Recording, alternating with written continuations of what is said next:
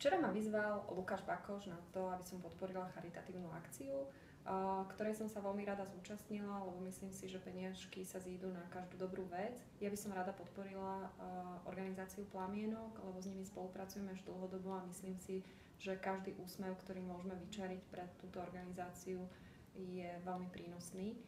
V každom prípade by som chcela vyzvať troch ľudí, ktorých mám rada, lebo sú crazy a verím tomu, že sa zapoja do dobrej veci. A to je Rišo Juriš z televízie Joj, redaktor, potom Headhunter, Dalibor Slávík a moderátor Jano Gordulič. Takže idem do toho, čo už?